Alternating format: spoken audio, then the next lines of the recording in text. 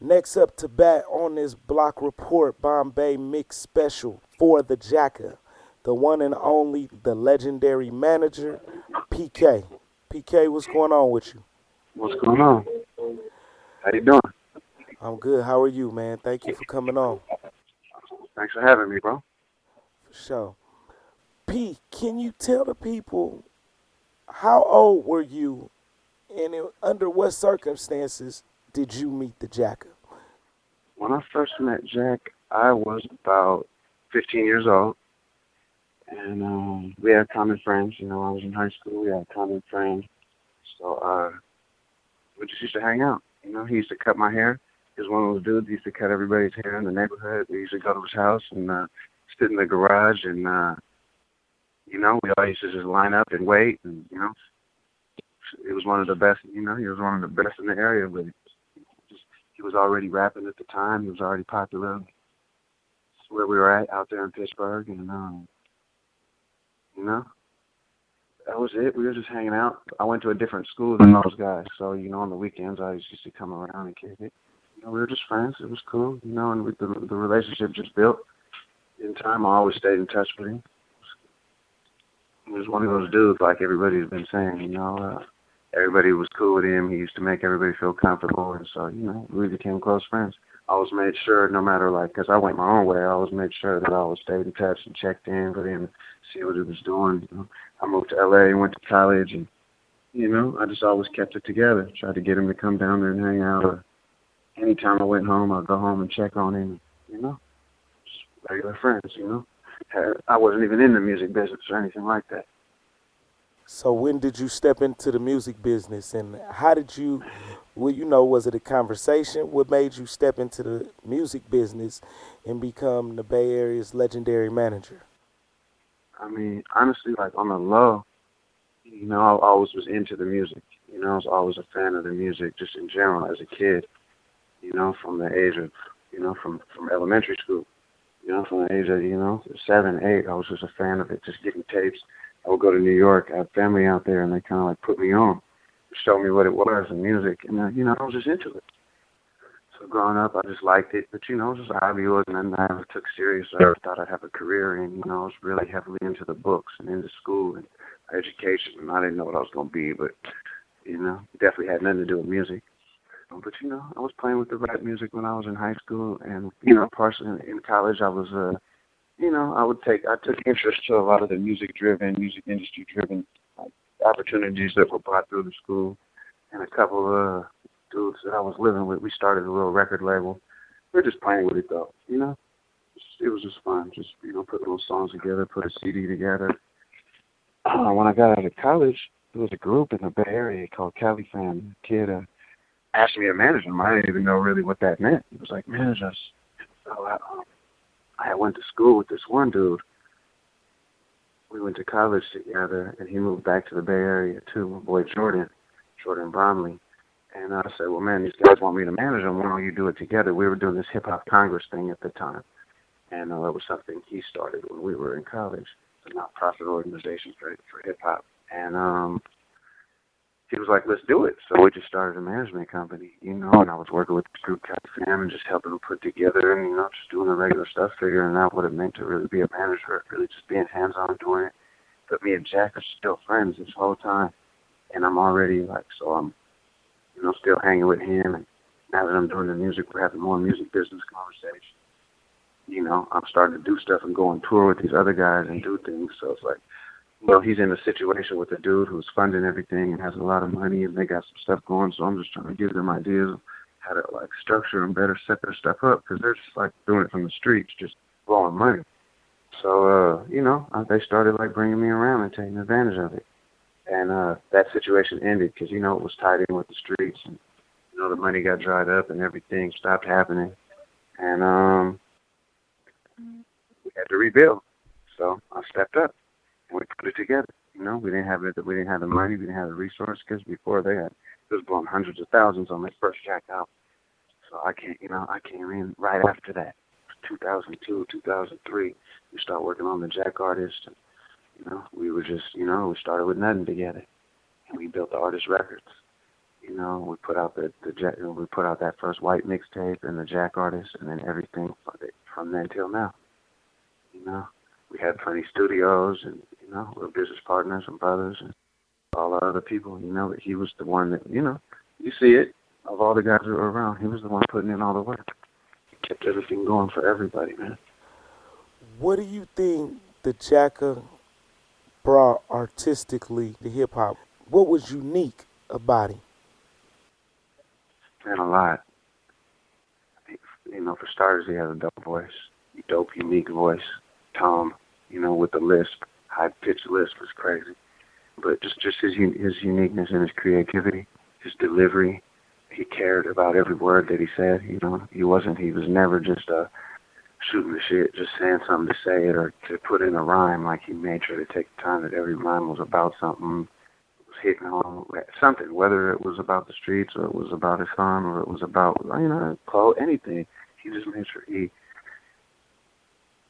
put some energy and extra thought into his rhymes so they really hit home, and they would be like deep but simple, easy to understand, but put in a creative way. He used to always tell me that rappers, a lot of us, we all talk about the same stuff, bro, but it's about the way that you say it. So I try to say stuff in a way that hasn't been said before. But, we're talking about a lot of the same things, the things that are going on in the streets, things that are happening in our life, but I just try to give you my own perspective on it, or say it, or spin it, and use words that you haven't heard, or turn it the way you haven't heard it, so it sounds new coming from me, his beat selection. His beat selection is, he had his own idea. He definitely came with his own sound. Like he had his own sound. When beats come on, people are like, "Oh, that's that Jack right there." He brought that to the table. He would sit with Rob Lowe, and a lot of like the Jack artists, they worked on a lot of those beats together, and he has a lot of ideas, and he works with the producer to bring them to life. He's a real all-around artist. And he's into deliveries. Like Jack isn't gonna, you're not gonna listen to a Jack song and he had the same rap style that Drake has. They had the same rap style that Meek Mill had. He had the same rap style that you were used to him having. Like he has many flows. He comes lots of different ways. When he gets on a song, for example, he'll do a song and he'll put a melody on it or do something. Then your favorite rapper features on that song, and they take his style. And it's a rap style that you've never heard before on a rap song before, and you wouldn't admit it to this beat. But if that's what happens if they go after him, if he goes after them, you're going to hear the song, and then when he comes on, he's going to come with a style that's completely different to where they sounded, to where you're going to get a different feel from the song. You're like, ooh, I wasn't even expecting him to sound like that. That's what he always, something that he always brought to the table. Styles was very important to him. He got that from reggae music. I He would was listen just, to a lot of I was, different kinds of music, reggae, but not just reggae, alternative and heavy metal. He would hear the things that they would say and the ways that they would say it, and he would bring that to hip hop. A lot of times people would never know, but there's lots of songs out there you'll hear them, you'll be like, oh damn, that's where he got that. Like, how did he do that? Wow. He always was playing stuff for me. Like we were always listening to other like dope stuff, like people doing like real artistry, real creative music, and he would bring those ideas to hip hop. Like there's not aren't MCs out here like him. It just doesn't exist. who musically would you say? I mean, you said the genres. Who musically would you say inspired the Jack? Musically, Would you say Pac? all right. So musically, Jack was inspired most definitely by Tupac because Tupac touched Jack, and he touched our community, and he touched our friends, and Jack wanted to touch people the same way. So Tupac definitely planted a big seed as far as lyrically in the streets, how to touch the people. Slick Rick influenced Jack. His sound, how smooth he sounded, how cool he sounded. He was just ill. Jack loved everything about Slick Rick, how he just got out his voice and he just sounded, when he came on the track, he was just icy, and that's how he wanted to be. He wanted to make his voice sound like that. Too Short influenced Jack, with his devils and his ad libs and the way he was putting that together. And Pac did that too. Reggae music like Lee Scratch Perry and Bob Marley, influenced Jack. Like that was early times. Like like I said, all the music after that influenced. But I don't feel like that stuff influenced him a lot more than a lot of hip hop. I think just certain things really got him. Besides that, all the stuff when he was when he was a kid. Everything when he was a kid, obviously, because you're just a sponge soaking stuff out. But Where are some of I the think that's the majority of it. where are some of the Hmm? dope places around the world that y'all have been together, on y'all musical journey? Everywhere we went was dope. That's the cool thing about it, and everywhere we go, it's kind of like the same. We find the same kind of people. We do the same kind of things. They treat us the same kind of way. He treats them the same kind of way, and we get the same results. It's really cool. The first place first time we left the country together, I believe we went to Sweden, and we've been out there multiple times to Sweden and to Denmark, Copenhagen in Denmark, and Malmo, Sweden, a couple other little cities in Sweden. We have a friend out there now. We've met him online. He works with some schools out there, and we go out there and talk to these hip-hop schools, these kids. We go out there and talk to them about music and the music industry or what it takes to do it, and they answer questions. We go like 3 or 4 different schools while we're out there. And we do a big showcase.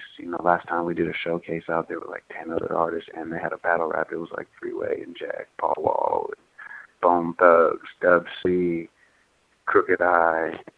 They had to do Jack Thriller out there. Hobson. Man, there's a bunch of us. More, I'm probably forgetting the biggest names, honestly. But, we went out there, we do that. So we've been out there multiple times. We had the opportunity to go to Djibouti, which is a country in Africa, located on the east coast of Africa between Ethiopia and Somalia. We were out there for a week, did a couple shows. We were able to be a part of like the Horn Music Festival, which is like the Horn is that area, and all the countries from the area get together at that time and they have a music festival. We were able to participate in that as well. It was really cool, bro. It was unbelievable. Honestly, I What, don't, what was it like going to What was it like going to Africa? What was it like going somewhere like Djibouti that's next door to Somalia? man, bro, it was cool. That's all I could really say. Like, it was beautiful. It was cool. Like, it's nothing different than what you're used to outside of, like, I mean, obviously when you go out there on the street and you see how different things look and you see how they're living, or people are trying to come up to you and sell things to you and talk to you, of course it's all different. And people look different. The culture is different. But, I mean, they treated us well, with nothing but respect. It was safe.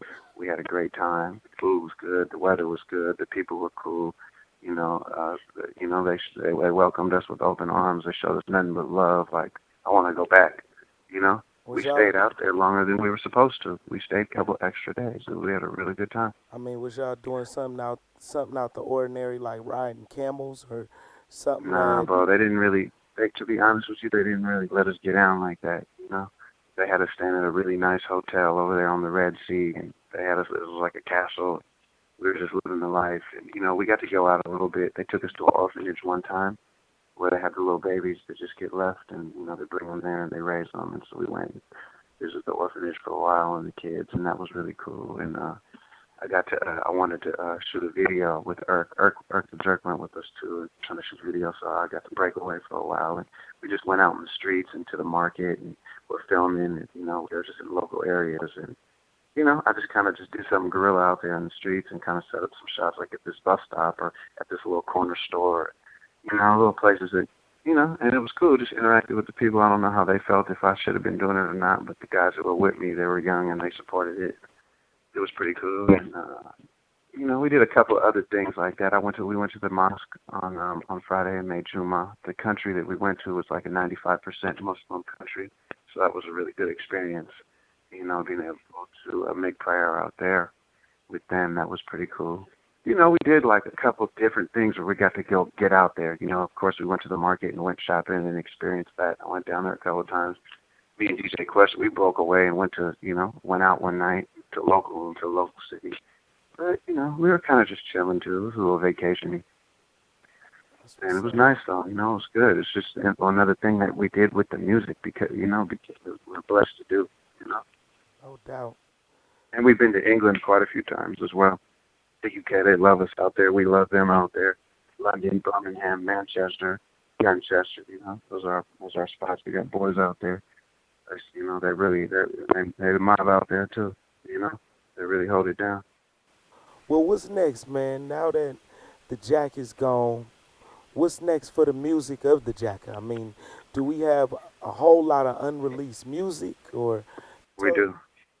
tell us what's next, man? What's coming up? I mean, if you can, tell us some dates. Do we have something dropping in I don't have any. I 2015? don't have any dates yet. I don't have any dates yet, and I don't really want to say too much yet.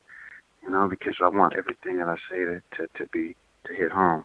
But we have plenty of music.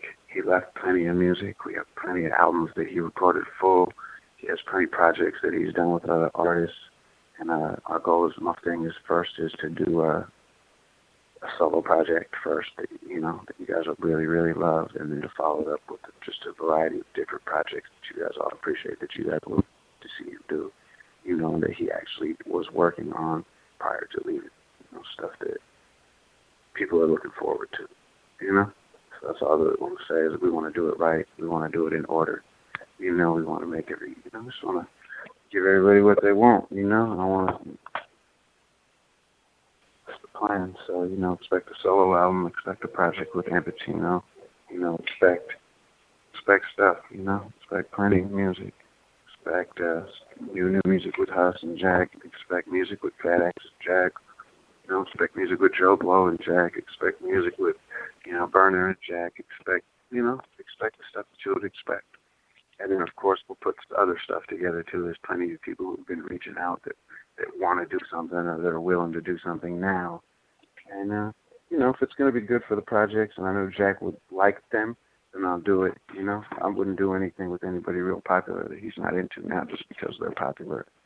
I want to really, live his legacy, put his legacy, build it the way he would want it. He was serious about that kind of stuff. So I would want to do it.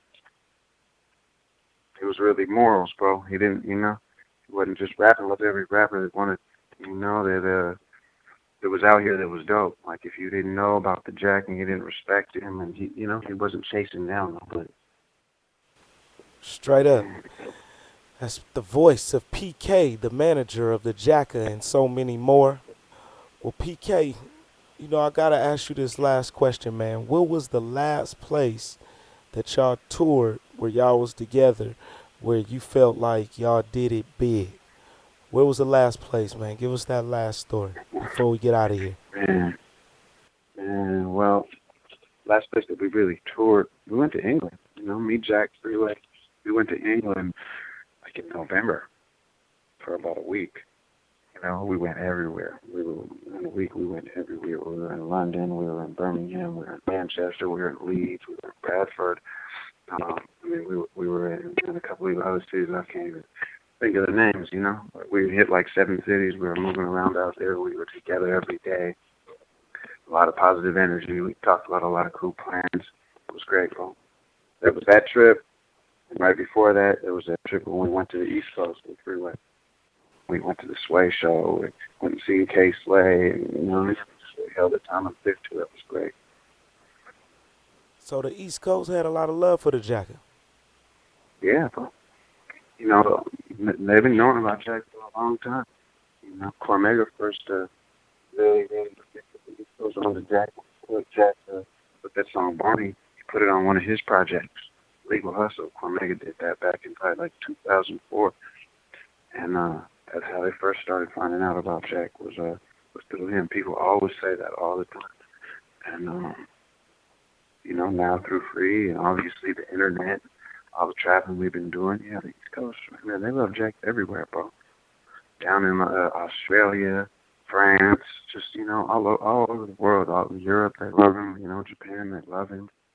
They love him everywhere, bro. They know about him everywhere. It's crazy. Even all around America, you might not have the most record sales, but then you got the sales in every area, in all the cities, all the regions. There's some sales. There's some people picking it up. How would you spreading in that community. You know, how would you compare the Jacka to Tupac and Mac Dre?